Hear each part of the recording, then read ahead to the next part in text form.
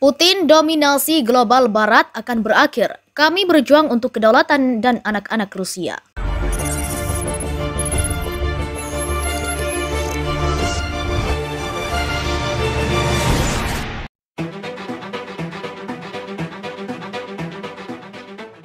Presiden Rusia Vladimir Putin pada Rabu 16 Maret 2022 sore hari ini di televisi pemerintah Rusia mengatakan bahwa upaya untuk memiliki dominasi global oleh Barat akan segera berakhir saat invasinya ke Ukraina berhasil dan tuntas. Putin memperingatkan bahwa Barat sedang mencoba untuk membatalkan atau menggagalkan invasi Rusia dengan sanksi Blitzkrieg ekonomi. Putin berbicara dalam pertemuan pemerintah yang disiarkan televisi di Moskow bahwa menjaga Rusia tetap terkendali adalah kebijakan jangka panjang Barat dan bahwa langkah-langkah ekonominya picik karena kebanyakan negara tidak mendukung sanksi mereka, kata Putin pada Rabu. Putin mengatakan bahwa konflik itu hanya menjadi dalih bagi Barat untuk menjatuhkan sanksi karena mereka tidak menginginkan Rusia yang kuat dan berdaulat, ujarnya dikutip dari dailymail.co.uk. Barat bahkan tidak repot-repot menyembunyikan fakta bahwa tujuannya adalah untuk merusak seluruh ekonomi Rusia, setiap orang Rusia, kata Putin. Dan dengan kata-kata yang ironisnya mengingatkan pada pidato masa perang Presiden Ukraina Volodymyr Zelensky, Putin mengatakan kepada Rusia perang untuk memperjuangkan kedaulatan dan masa depan Rusia. Kami berjuang untuk kedaulatan kami dan masa depan anak-anak kami, katanya. Menurut Barat, ini adalah propaganda terbaru yang didorong oleh Moskow dalam upaya untuk membenarkan invasi mereka ke Ukraina kepada warga Rusia. Termasuk klaim perang adalah tentang denazifikasi negara dan mencegah genosida minoritas yang dilakukan oleh Kiev. Putin memperingatkan bahwa Barat tidak mengerti Rusia dan mengklaim masyarakat internasional sedang mencoba untuk memicu konflik sipil. Dia mengatakan kepada pejabat pemerintah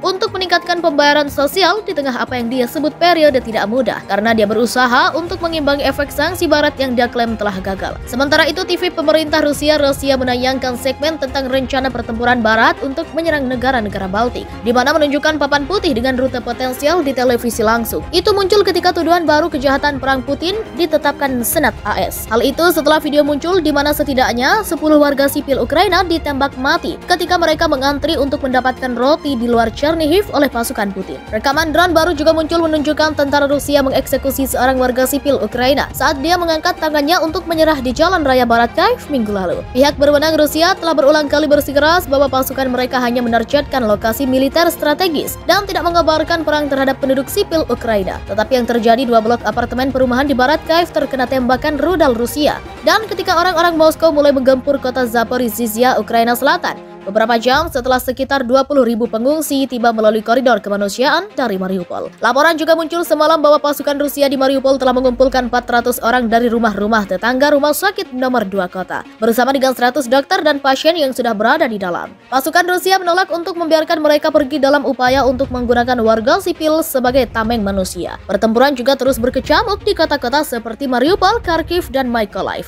serta di kota-kota pinggiran di luar Kiev pada hari Rabu. Hampir 3 minggu setelah Putin memerintahkan invasi habis-habisan ke tetangga baratnya.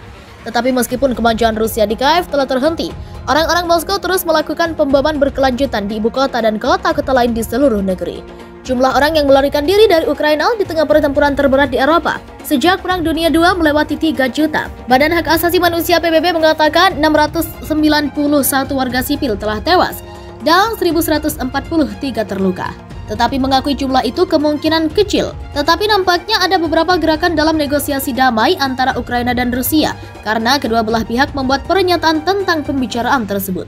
Ukraina pada Rabu menuntut jaminan bahwa pasukan internasional akan mencegah serangan di masa depan dan menolak proposal Rusia agar Kiev menjadi netral seperti Austria atau Swedia saat pembicaraan damai untuk mengakhiri perang berlanjut. Ukraina sekarang dalam keadaan perang langsung dengan Rusia.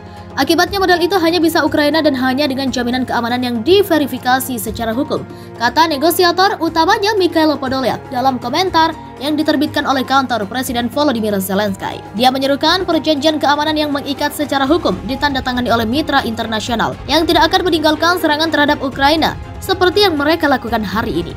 Kremlin Rabu pagi mengatakan bahwa Ukraina netral di sepanjang garis Swedia atau Australia sedang dibahas dalam pembicaraan dengan Kiev untuk mengakhiri 3 minggu pertempuran di Ukraina. Ini adalah opsi yang sedang dibahas sekarang dan dapat dianggap sebagai kompromi, kata juru bicara Kremlin Dmitry Peskov kepada wartawan. Komentarnya muncul setelah Menteri Luar Negeri Sergei Lavrov mengatakan netralitas menjadi pusat perhatian dalam pembicaraan dan bahwa Moskow dan Kiev hampir menyetujui kata-kata dari kesepakatan tentang netralitas. Presiden Ukraina Zelensky berbicara dalam pidato pada pagi hari ini Rabu bahwa pembicaraan damai dengan Rusia terdengar lebih realistis.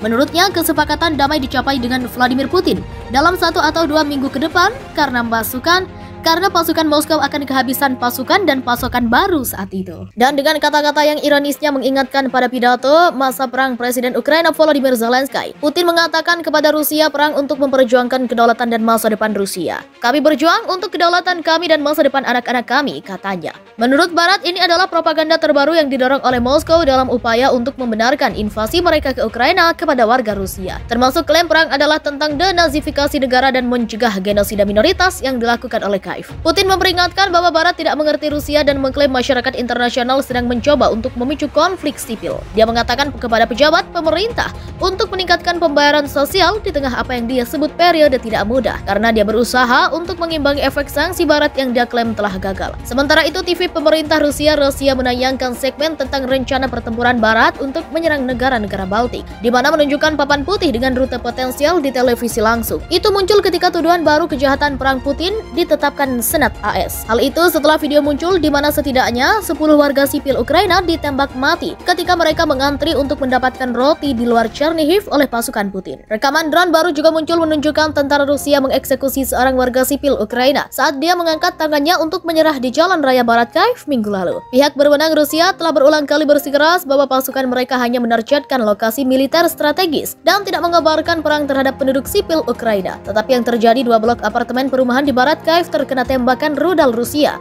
Dan ketika orang-orang Moskow mulai menggempur kota Zaporizhzhia, Ukraina Selatan, beberapa jam setelah sekitar 20.000 pengungsi tiba melalui koridor kemanusiaan dari Mariupol.